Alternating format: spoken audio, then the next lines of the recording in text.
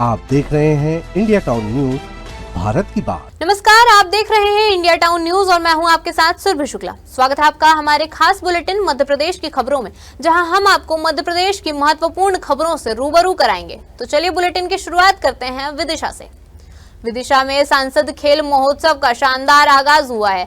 आज से अलग अलग विधानसभा क्षेत्रों में विधायक मशाल रैली के माध्यम से गांवों में इसका प्रचार प्रसार कर रहे हैं। इसी के साथ विभिन्न खेलों की शुरुआत भी हो गई है। आज सम्राट अशोक टेक्निकल इंस्टीट्यूट परिसर से मशाल जुलूस प्रारंभ हुआ।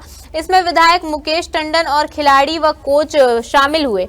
शहर के विभिन्न क्षेत्रों में घूमने के बाद जुलूस ग्रामीण क्षेत्रों में रवाना हुआ, जहां रजिस्ट्रेशन करने वाले खिलाड़ियों को संबंधी खेलों के लिए प्रोत्साहित किया जाएगा। सांसद खेल महोत्सव के निमित्त 2 महीने जो हमारे संसदीय क्षेत्र में विदिशा संसदीय क्षेत्र लगता है, उसमें होने वाले खेलों को लेकर विदिशा विधानसभा की ये मशाल यात्रा सांसद खेल महोत्सव के निमित्त निकली है। इसी तरह से प्रारंभ हो गई आज की यात्रा विभिन्न मार्गों से होते हुए रामलीला ढोलकेली होते हुए सीधे ग्रामीण क्षेत्र से विदिशा विधानसभा की जितनी पंचायत है वह घूमते हुए आज वो एयरपोर्ट मंडल में पहुंचेगी। एयरपोर्ट नगर में भाई साहब का आज वहाँ पे दौरा भी है और 2 महीने कंटिन्यू 92 पंचायत और 39 वार्डों में खेल महोत्सव के निमित्त खेलों का आयोजन होने वाला, उसके निमित्त आज यात्रा निकली। सांसद खेल महोत्सव माननीय शिवराज सिंह चौहान जी के नेतृत्व में विगत 30 तारीख को विदिशा में इसका भव्य आयोजन हुआ था और इसी क्रम में जो मशाल अलग अलग विधानसभा क्षेत्र में खिलाड़ियों के साथ जाना थी, उस मशाल यात्रा का आयोजन आज एसएसडीआई कॉलेज विदिशा से यहाँ आरंभ हुआ है। इस मशाल यात्रा को लेकर विदिशा के हमारे लोकप्रिय विधायक माननीय मुकेश टंडन जी भाई साहब और उनके साथ में हमारे जिले के ख्यातिमान विभिन्न खेलों के खिलाड़ी और खेल जगत से जुड़ी हुई हस्तियों के साथ आज इस यात्रा का आरंभ हुआ है। यात्रा एसएसडीआई कॉलेज से आरंभ होकर पीतल मिल चौराहा, महादेवन चौराहा, यहाँ से बड़ा बाजार, रामलीला होते हुए ढोलकेड़ी चौराहा पहुंचेगी और शहरी क्षेत्र की यात्रा का समापन ढोलकेड़ी पे हो जाएगा। उसके बाद आज दोपहर बाद 3 बजे से अहमदपुर मंडल में यात्रा ग्राम अहमदपुर में प्रवेश करेगी और वहां से विभिन्न ग्रामीण क्षेत्रों में यात्रा जाएगी। मध्य प्रदेश के पशुपालन एवं डेयरी विभाग के राज्य मंत्री लखन पटेल छतरपुर जिले के बिजावर ब्लॉक स्थित श्री जटाशंकर धाम पहुंचे। गौशालाओं में कार्यक्रम के दौरान महिला सरपंचों ने मंत्री पटेल का स्वागत किया। श्री जटाशंकर धाम में स्थित सेवा भारती के कार्यक्रम में शामिल होकर उन्होंने बच्चों से संवाद किया। इसके बाद मंत्री ने जटाशंकर धाम में भगवान भोलेनाथ का जलाभिषेक कर पूजा अर्चना की। यहाँ दोनों पर्पस थे, भोलेनाथ के दर्शन करना भी और साथ में गौशाला का निरीक्षण भी। गौशालाओं में दोनों जगह गड़ारी और बड़ा गांव दोनों गौशालाएं देखी।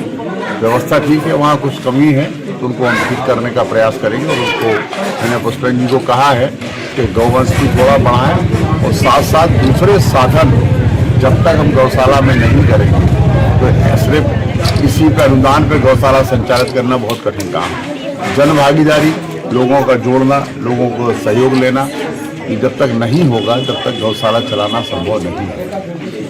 देवास में बीती देर रात लोग हाथों में तिरंगा झंडा लेकर सड़क पर उतर आए। ढोल ताशे की धुन पर महिला, पुरुष, युवतियां और बच्चे जमकर थिरकने लगे। यह जश्न था भारतीय क्रिकेट टीम में के विश्व कप जीतने का। जमकर आतिशबाजी कर लोगों ने जीत की खुशी मनाई।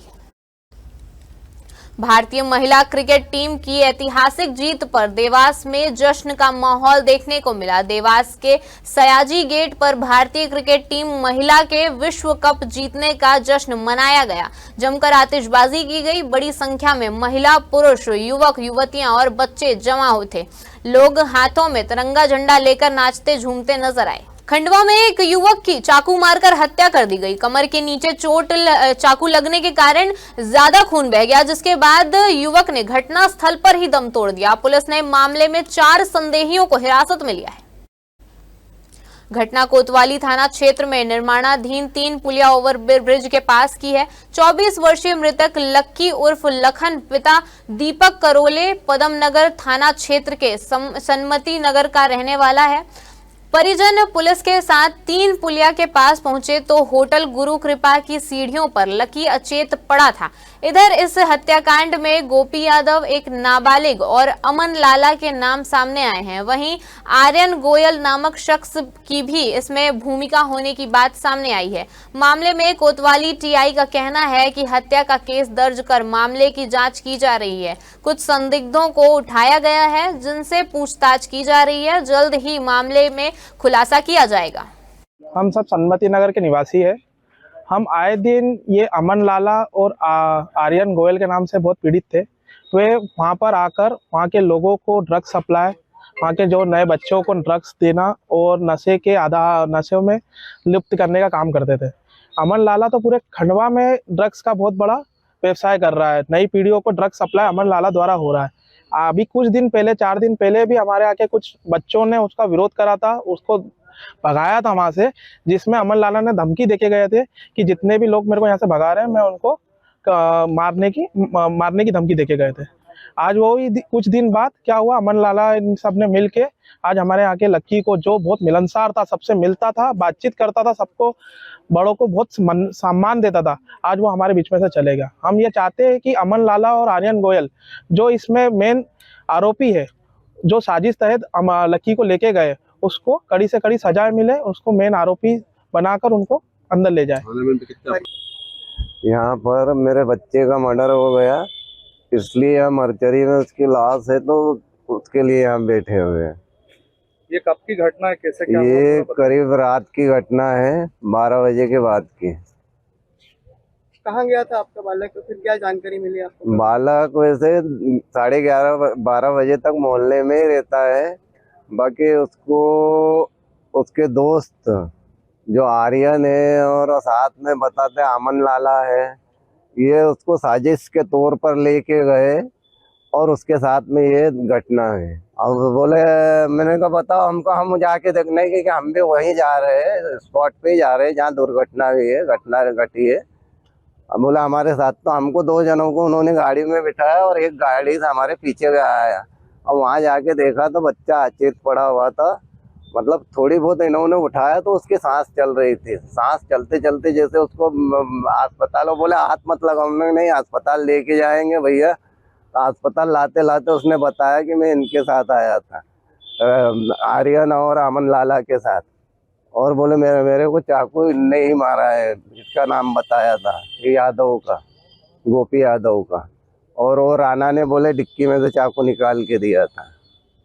बच्चे ने डायरेक्ट ऐसा हमको बताया और यहाँ आने के बाद में बच्चे ने दम तोड़ दिया था। मध्य प्रदेश के खंडवा जिले के जावरा थाना क्षेत्र से रविवार देर शाम एक मौलाना के कमरे से लाखों के नकली नोट बरामद किए गए। खंडवा पुलिस ने मौलाना के खिलाफ मामला दर्ज कर जांच शुरू कर दी है। गलत हरकतों के चलते मौलाना को बुरहानपुर में कोई काम नहीं मिला तो वह खंडवा जिले के ग्रामीण अंचलों की मस्जिद में खुद को नेक और परहेजदार बताते हुए बच्चों को दीनी तालीम देने और इमामत का काम करने लगा था। आरोपी मौलाना को महाराष्ट्र की मालेगांव पुलिस रिमांड पर लेकर नकली नोटों के संबंध में उससे पूछताछ कर रही है। खंडवा पुलिस भी आरोपी को पूछताछ के लिए खंडवा ला सकती है। महाराष्ट्र के मालेगांव पुलिस ने 2 आरोपियों को करीब 10 लाख रुपए के नकली नोटों के साथ गिरफ्तार किया था। दोनों आरोपी मध्य प्रदेश के बुरहानपुर जिले के निवासी थे। इनमें से एक आरोपी जुबैर अंसारी बीते 3 माह से ग्राम पेठिया में इमामत का काम कर रहा था। जावरा थाना पुलिस ने मौलाना जुबैर के कमरे से 19,78,000 रुपए के नकली नोट और नोट काटने का एक कटर बरामद किया है। अभी एक वीडियो वायरल हुआ था जो न्यूज़ से संबंधित है। उस न्यूज़ के वीडियो को देखकर गांव रेहटिया के लोगों ने जो है थाना प्रभारी को सूचना की क्या उक्त जो इसमें आरोपी दिख रहा है वो जुबैर अंसारी है और ये जुबैर अंसारी जो है हमारे यहाँ पर इमाम का काम करता था मदरसे में और मदरसे में ही रहता था। इस बात को लेकर थाना प्रभारी ने अपने अधिकारियों को सूचना से अवगत कराया और मौके पर जाकर उसको चेक किया गया। चेक करने के बाद जहां वो निवास करता था मदरसा नुमा जो भी जगह थी वहां पर उसने चेक किया। चेक करने के बाद मौके पर एसडीओपी और थाना प्रभारी उनकी टीम पहुंची है और पहुंचने के बाद उन्होंने कार्रवाई करना सुनिश्चित किया है। अभी मौके से जो है नकली नोट जो हमको प्राप्त हुए उनकी काउंटिंग हमने अभी 19 लाख समथिंग कुछ हुई है, और साथ ही साथ अभी और काउंटिंग होना शेष है, क्योंकि काउंटिंग जैसे ही कंप्लीट होती है उसके बाद जो है प्रकरण उचित BNS की धारा के अंतर्गत पंजीबद्ध किया जाएगा और फिर विवेचना में लिया जाएगा। भारतीय क्रिकेट टीम के हौसले को देखते हुए आज शहर और गांवों में भी क्रिकेट के प्रति युवाओं का जुनून देखने को मिल रहा है। मंदसौर जिले के नाहरगढ़ गांव में क्रिकेट को बढ़ावा देने के मकसद से IPL की तर्ज पर रात्रिकालीन क्रिकेट टूर्नामेंट का आयोजन भी किया जा रहा है। NPL में 10 टीमें भाग ले रही हैं। प्रत्येक टीम के 4-4 मुकाबले खेले जाएंगे। टॉप की 4 टीमें सेमीफाइनल में पहुंचेंगी। फाइनल मुकाबला 6 नवंबर को खेला जाएगा। नाहरगढ़ प्रीमियर लीग NLP के शुभारंभ अवसर पर मुख्य अतिथि के रूप में सुवासरा विधानसभा क्षेत्र के विधायक हरदीप सिंह डंग ने शिरकत की। विधायक डंग ने खिलाड़ियों से परिचय प्राप्त उनका हौसला बढ़ाया। डंग के साथ भाजपा युवा नेता महेश माली, भाजपा मंडल महामंत्री अरुण भटनागर भी मौजूद रहे। आयोजन को लेकर क्षेत्र के क्रिकेट प्रेमियों में उत्साह का माहौल है। टूर्नामेंट का संचालन वीरेंद्र सिंह राजपूत द्वारा किया जा रहा है। नाहरगढ़ नगर में भी महानगरों में IPL की तर्ज पर ग्रामीण क्षेत्र की प्रतिमाओं को निखारने के लिए नाहरगढ़ प्रीमियर लीग का आयोजन किया जा रहा है, जिसमें कि मंदसौर जिले के सभी ग्रामीण क्षेत्र के खिलाड़ी, शहरी क्षेत्र के खिलाड़ी प्रतिभागिता कर रहे हैं। और इस प्रतियोगिता में 10 टीमें भाग ले रही है, जो पॉइंट टेबल के आधार पर जो पहले की 4 टीमें होगी वो क्वालिफाई करेगी सेमीफाइनल के लिए। उनमें जो विजेता टीम होगी उसे 1 लाख रुपए का और उपविजेता टीम को 50,000 का पुरस्कार राशि प्राप्त होगी। हमारे क्षेत्र के विधायक आदरणीय हरदीप सिंह जी डग साहब ने भी सहभागिता की और क्षेत्र के अन्य जनप्रतिनिधि भी आने वाले समय में इस टूर्नामेंट में सहभागिता करेंगे।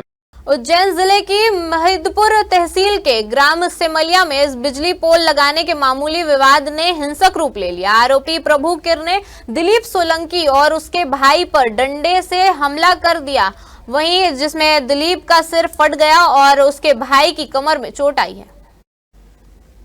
FIR के बाद आरोपी पक्ष पीड़ितों को धमकियां देने लगा। फरियादी दिलीप सोलंकी ने बताया कि आरोपी शिकायत वापस लेने दबाव डाल रहे हैं और इनकार करने पर धमकी दे रहे हैं। बताया गया है कि मुख्य आरोपी प्रभु किर के खिलाफ मारपीट, जमीन हड़पने और धमकी के कई मामले पहले से दर्ज हैं। गांव में उसका इतना खौफ है कि कोई खुलकर बोलने को तैयार नहीं है। महिदपुर थाने के जांचकर्ता अधिकारी निरीक्षक घासीराम खटकिया ने FIR की पुष्टि की, लेकिन आरोपी के पुराने रिकॉर्ड पर टिप्पणी करने से वे बचते नजर आए।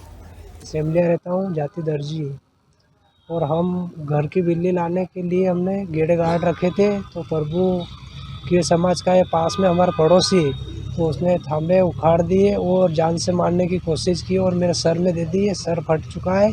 और उसके बाद में हमने शिकायत दर्ज की थी, 112 नंबर गाड़ी आई थी। उसके बाद में हम थाने पे आए थे, रिपोर्ट दर्ज की।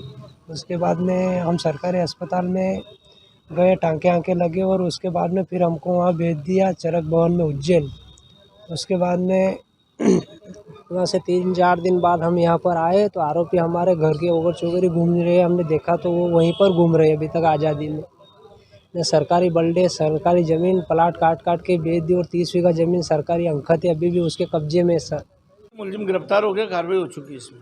क्या पूरा मामला क्या था? तार डालने की बात को लेकर गाली गुप्ता कर लड़ाई झगड़ा हुआ है। किन धाराओं में मुकदमा दर्ज किया गया है? 115, 296, 351, 2-3। पुलिस ने भी आरोपी को गिरफ्तार हो चुके हैं। वन विभाग विदिशा ने एक बड़ा अभियान चलाकर लगभग 25 हेक्टेयर वन भूमि को अतिक्रमण से मुक्त कराया। यह कार्रवाई DFO हेमंत यादव के आदेश पर वन परिक्षेत्र अधिकारी लटेरी दक्षिण विवेक चौधरी के नेतृत्व में की गई। विभाग ने अतिक्रमणकारियों द्वारा बोई गई अवैध फसलों को 3 JCB की मदद से नष्ट कर दिया गया। इसके बाद भूमि पर गड्ढे खोदकर बबूल के बीज बोए गए और वन राजस्व सीमा पर पशु अवरोधक खंती तैयार की गई, जिससे कि फिर अवैध कब्जे न हो सकें। गौरतलब रही कि ये वही अवैध कब्जेधारी हैं जिन्होंने पिछले साल वन अमले से झगड़ा किया था।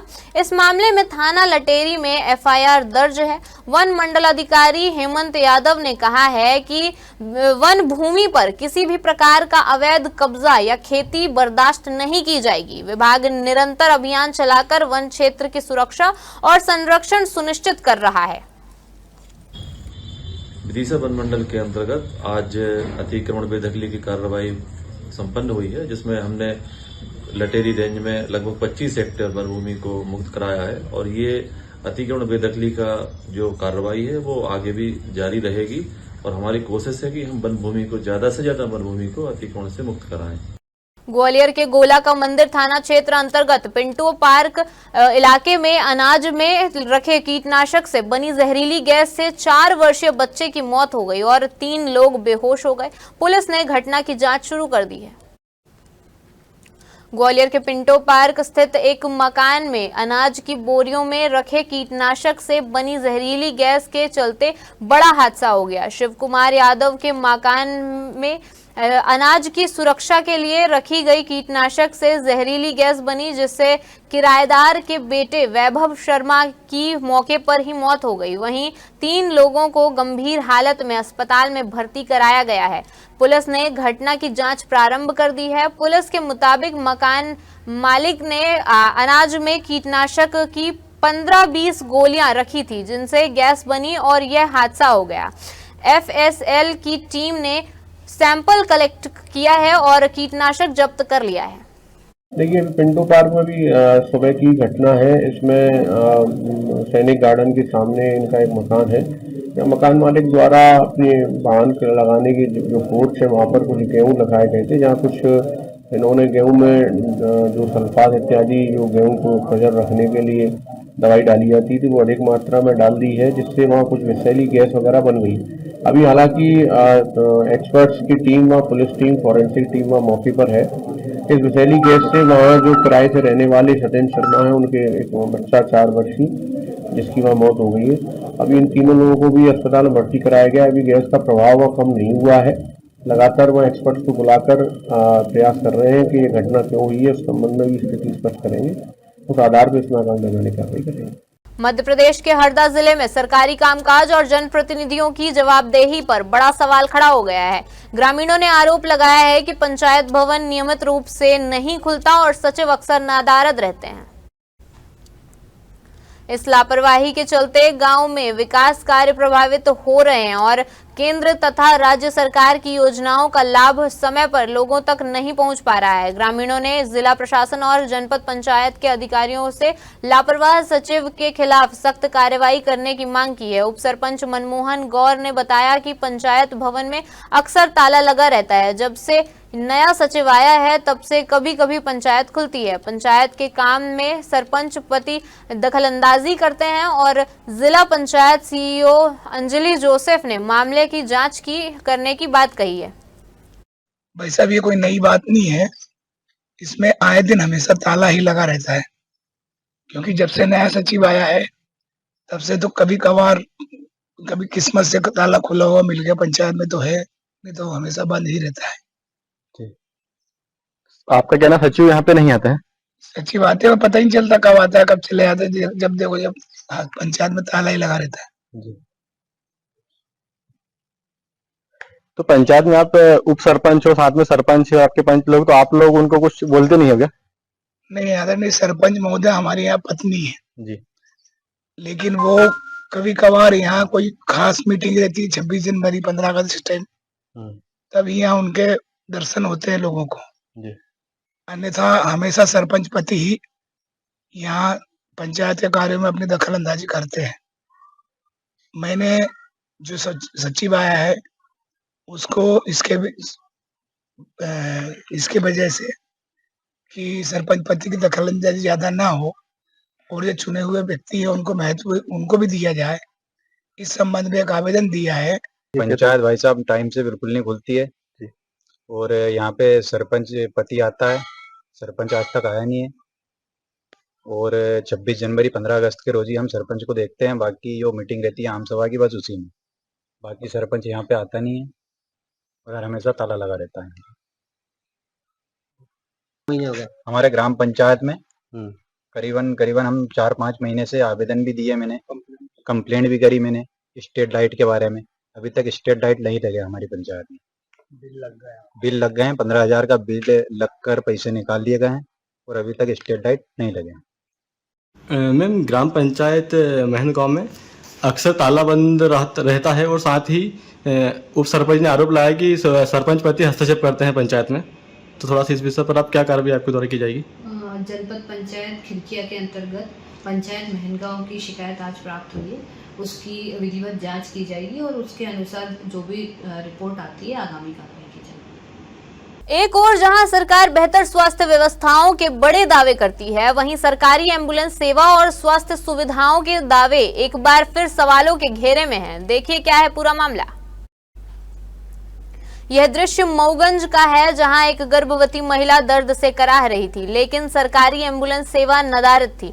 आखिरकार परिजनों ने ठेला गाड़ी का सहारा लिया और उसी पर महिला को अस्पताल ले गए। इस पूरे मामले का वीडियो भी सामने आया है, जो अब सोशल मीडिया पर वायरल हो रहा है। इस घटना ने मऊगंज जिले की स्वास्थ्य व्यवस्था को एक बार फिर सवालों के घेरे में ला दिया है, क्योंकि यहाँ अस्पताल पहुंचने का सहारा एम्बुलेंस की जगह अब ठेला बन गया है, जहां अस्पताल के गेट पर वह दर्द से तड़पती रहती है, लेकिन 10 मिनट तक ना कोई डॉक्टर आता है, ना कोई नर्स और ना ही कोई कर्मचारी। थक हार कर महिला के परिजन खुद स्ट्रेचर खोजते हैं और उसे उठाकर ले जाते हैं और पूरा अस्पताल प्रशासन बेखबर बना रहता है। फिलहाल महिला को मऊगंज के सामुदायिक स्वास्थ्य केंद्र में भर्ती कराया गया है।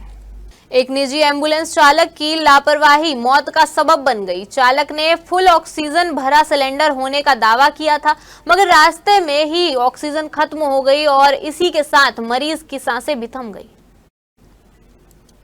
जिले के सहेजला मुंडला निवासी बुजुर्ग गोवर्धन यादव का स्वास्थ्य खराब होने पर परिजन उन्हें इंदौर MY हॉस्पिटल ले गए, जहां स्वास्थ्य में सुधार न होने पर परिजन ने उन्हें डिस्चार्ज करवाकर प्राइवेट एम्बुलेंस से खंडवा ले जा रहे थे। बसवा के पास एम्बुलेंस खराब हो गई और करीब 1.5 घंटे तक वहीं खड़ी रही। इस बीच ऑक्सीजन सिलेंडर भी खाली खत्म हो गया, जिससे मरीज ने दम तोड़ दिया, जिसके बाद सनावद से 108 वाहन बुलाकर शव को सनावद लाया गया। परिजन राजा यादव ने बताया कि ड्राइवर ने ऑक्सीजन सिलेंडर फुल भरा होने का दावा किया था, मगर सिलेंडर में गैस कम थी।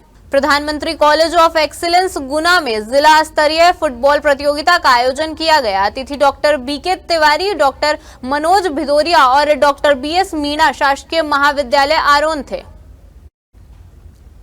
पुरुष वर्ग में पहला मैच गुना और राघोगढ़ के बीच खेला गया, जिसमें गुना ने राघोगढ़ को 4-1 से पराजित किया। महिला वर्ग का पहला मैच शासकीय महाविद्यालय राघोगढ़ और गुना PG कॉलेज के बीच मैच खेला गया, जिसमें राघोगढ़ ने गुना को 3-1 से पराजित कर जीत हासिल की। रेफरी इकराम खान, लाइनमैन और हरीश सेन, रवि सूर्यवंशी रहे। विशेष भूमिका रईस खान की रही।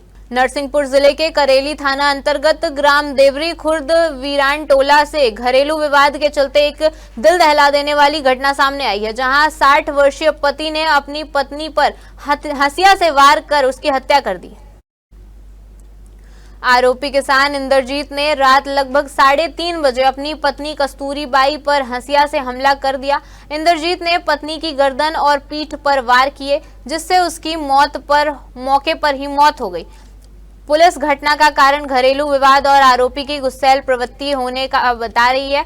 पुलिस आरोपी को हिरासत में लेकर मामले की जांच में जुटी हुई है। शव को पोस्टमार्टम के लिए भेजा गया है। जी, हम करीब थाना के ग्राम देवरी खुर्द राठी करार के पास एक महिला है कस्तूरी बाई, उनकी हत्या हो गई है। ये घटना कल विगत रात की है, 3:30 से 4 बजे के बीच की है। इनके जो हत्या कारित करी गई इनके पति द्वारा ही करी गई है, जो कि लगभग 60 वर्ष के हैं और उनका नाम इंद्रजीत लोधी है। तो जो मुख्य जो भी घटना है, अभी जो प्रथम दृष्टया जो आ रहे हैं आपसी विवाद के चलते लग रहा है, और इसमें अभी FSL की टीम भी पहुंची हुई है और इसमें जो इन्वेस्टिगेशन है, जो पहलू हैं जो साइंटिफिक इन्वेस्टिगेशन के, उसके हिसाब से विवेचना की जा रही है। कहते हैं एक अच्छा शिक्षक सिर्फ पढ़ाता नहीं बल्कि बच्चों के दिलों में बस जाता है। कुछ ऐसा ही नजारा देखने को मिला मऊगंज जिले के नई गढ़ी में, जब पीएम श्री शासकीय हाई स्कूल फुलहा के हेडमास्टर राम अवतार शर्मा के रिटायरमेंट पर छात्र छात्राओं ने अपने प्यारे शिक्षक को विदाई दी। शिक्षक और विद्यार्थियों के रिश्ते को शब्दों में पिरोना मुश्किल है, लेकिन मऊगंज जिले के जनपद शिक्षा केंद्र नई गढ़ी में जो दृश्य देखने को मिला उसने इस रिश्ते की गहराई को आंसुओं ने बयां कर दिया। पीएम श्री शासकीय हाई स्कूल फुलहा हेडमास्टर राम अवतार शर्मा की सेवानिवृत्ति पर आयोजित विदाई समारोह भावनाओं से सराबोर रहा। बच्चे मंच पर अपने हेडमास्टर सर के साथ बिताए पलों को याद करते हुए रो पड़े। उपस्थित हर व्यक्ति की आंखों में आंसू थे। लोगों ने कहा कि शर्मा जी बच्चों को सिर्फ शिक्षा नहीं दी बल्कि जीवन जीने की सीख भी दी है और यही उन्हें बाकी शिक्षकों से अलग बनाता है। राम अवतार शर्मा अपने शिक्षण काल में विद्यार्थियों के बीच अनुशासन, संस्कार और आत्मविश्वास के लिए जाने जाते रहे। रीवा जिले के रायपुर करचुलियान में लोकायुक्त ने बड़ी कार्रवाई करते हुए बीएमओ डॉक्टर कल्याण सिंह और उनके सुपरवाइजर को 8,000 की रिश्वत लेते हुए रंगे हाथों गिरफ्तार किया। रीवा जिले के रायपुर करचुलियान के बीएमओ डॉक्टर कल्याण सिंह और उनके सुपरवाइजर शिवशंकर तिवारी को लोकायुक्त पुलिस ने 8,000 की रिश्वत लेते हुए गिरफ्तार किया है। शिकायतकर्ता जयप्रकाश गुप्ता ने हटवा गांव में क्लिनिक खोलने के लिए बीएमओ से अनुमति मांगी थी, जिसके एवज में बीएमओ ने 10,000 की रिश्वत की मांग की थी। गुप्ता ने बीएमओ को 2,000 की रिश्वत देने के बाद शेष बचे 8,000 सोमवार को देने का वादा किया था। इसके पहले ही गुप्ता ने मामले की शिकायत लोकायुक्त पुलिस से कर दी। लोकायुक्त पुलिस ने आज सोमवार को शिकायतकर्ता ने जैसे ही बीएमओ चैम्बर में पहुंचकर रिश्वत के 8,000 रुपए दिए, बीएमओ और सुपरवाइजर को धर दबोचा। लोकायुक्त कार्यालय में श्री जयप्रकाश गुप्ता निवासी रायपुर करचुलियान के द्वारा शिकायत की गई थी कि वहाँ पर सामुदायिक स्वास्थ्य केंद्र के डीएमओ श्री कल्याण सिंह और बाबू श्री शिवशंकर तिवारी द्वारा उनको रायपुर करचुलियान में फर्स्ट एड क्लिनिक चलाने की अनुमति देने के लिए 10,000 रुपये रिश्वत की मांग की जा रही है। इसका सत्यापन उन द्वारा कराया गया और आज उनको 8,000 रुपये लेते हुए ट्रैक किया गया। किसको पैसे दिए? पैसे पहले 2,000 रुपये ले चुके थे और 8,000 रुपये आज उनके द्वारा लिए गए थे। किस चीज की पैसे मांग रहे थे? उनको फर्स्ट एड क्लिनिक चलाने की अनुमति देने के लिए। शिकायतकर्ता को। शिकायतकर्ता कौन है? शिकायतकर्ता श्री जयप्रकाश गुप्ता। हमारे खास बुलेटिन मध्य प्रदेश की खबरों में फिलहाल इतना ही। देखते रहिए इंडिया टाउन न्यूज, भारत की बात। नमस्कार। आप देख रहे हैं इंडिया टाउन न्यूज, भारत की बात।